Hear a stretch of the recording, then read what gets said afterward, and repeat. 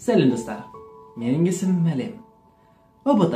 Қазір таңда ОБД әрбір оқушының басынан шықпай жүрген нәрселердің бірі. Ол таңғаларлық дүние емес, себебі ОБД адамның тек қана болашақ университетін емес, онымен қатар болашақ мамандығын анықтайды. Және қазіргі таңда әрбір оқушы бір ғана сұрақпен ауырады. Мен ОБД-ға қалай дайындалам? Қандай жолдар бар? Қандай советтар беруге болады?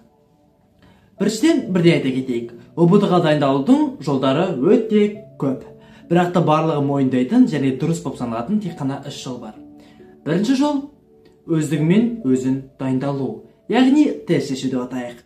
Тест шешкеннің қандай жақсы жақтары бар? Бірінші плюсы, тест шешу ол өте қолжетімді болып табылады. Яғни тест шешу үшін бізге не қажет? Ғаламтор желісі, мобильді телефон немесе компьютер ғана. Бірақ та не дегенмен де мен сіздерге тест шешуді ұсынбаушы едім. Себебі тест шешу өте көп уақытқа қажет етеді. Себебі сіз тест шешкенде не істейсіз?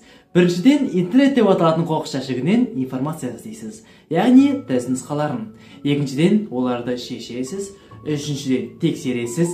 Егер қате болатын болса қатемен жұмыс жасайсыз және сол қателерді қайталамас үшін материалды оқисыз, үйренесіз, тағы шешесіз. Яғни 5 этаптан тұратын алгоритм сіздің өте көп уақытыңызды әкетеді. Бірақ құрметті достар, біз барлығымыз білеміз. Егер белгілі бір нәрсеге жеткіліксіз мотивациямен баратын болсақ, көп уақыт өткенде не болады, құрметті достар? Әрине, прокрастинация. Шынымен де, прокрастинация дегеніміз өте жаман нәрсе. Себебі әр күн сайын қолыңызға қағаз бен қалам ұстағанда сіздің басыңызда пайда болатын басты ой, ертең істей салайын, уақыт әлі көп. Бірақ құрметті достар, өмір сондай нәрсе, ертеңге қалған нәрсе ешқашан бітпейді. Ондай жағдайда бірден біз мынандайды түсінейік достар. Тестті жеке өзін шешу өте үлкен мөлшердегі мотивацияны қажет етеді. Егер сізде ондай мотивация жоқ болатын болса, өздік дайындыққа мүлдем көшпей қойыңыз. Шынымен де, прокрастинация өте жаман нәрсе. Және прокрастинацияға жетпес үшін біздің мотивациямыз таудай болу керек, немесе біз басқа жол таңдай аламыз. Яғни бұл жерде енді дайындалудың екінші жолы білім орталықтарына бару.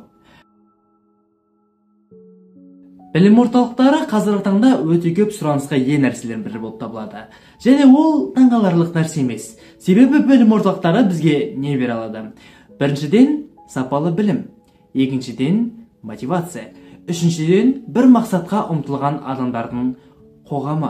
Яғни сіздің өмір сүретін, сіздің өсетін қоғамымыз, айналадағы адамдардың барлығы тек қана бір нәрсемен ауыратын болады. Ол ОБД-ға дайындық. Ондай жағдайда сіздің адам ретінде немесе белгілі бір мақсатқа бара жатқан тұлға ретінде өсуіңіз өте жылдам жүретін болады. Әрине, бір нәрсенің тек қана жақсы жақтары болуы мүмкін емес. Білім орталықтарында кемшіліктері бар. Яғни олардың кемшіліктерін айта кететін болсақ, ең басты кемшілігі қаражатта, құрметті достар. Себебі білім орталықтарында оқу айына кем дегенде 25 мың теңге болады.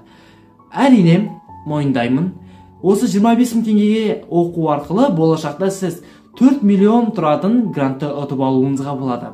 Бірақ құрметті достар, бұл жерде білім орталықтарының екінші үлкен кемшілік пайда болады. Ол кемшілік небәрі 2 айда оқуға болатын нәрселерді білім орталықтары сізге созып, 1 жыл ауқымында беретін болады. Шынымен де, ол бізге қажет емес нәрсе деп айтуымызға болады. Себебі бізде альтернатива бар. Ол қазіргі таңда өте көп сұранысқа ие онлайн мектептер. Онлайн мектептер сіздерге дәл осы білім орталықтары бере алатын біліммен қатар екі өте үлкен артықшылығы бар. Біріншіден, білім орталығының кемшілігі болып табылатын қаражат. Себебі білім орталықтарында оқуға қарағанда онлайн мектептерде оқу, ол көп қаражаттарыңызды экономить етуге көмектесетін болады. Және де екіншіден, білім орталықтарына қарағанда онлайн мектептерде сіздің кетіретін уақытыңыз азырақ. Яғни барлық нәрсені 2 айдың ішінде үйреніп шығуға болатын болса, онлайн мектептер дәл осы 2 айдың ішінде сіздерге барлығын үйрететін болды. Олар уақытты көп созбайды, және де бірінші ғып айтып кеткен мәселелердің бірі қаражат мәселесін сізге тудырмайтын болады. Ол өте үлкен жетістік па? Әрине. Себебі қазіргі таңда әрбір 10-шы немесе 11-шы сынып оқушылардың басты ресурсы уақыт. Ал егер де онлайн мектептер сіздерге дәл осылай басты ресурсты уақытты үнемдеуге көмектесетін болса, ол артықшылық емегенде немене?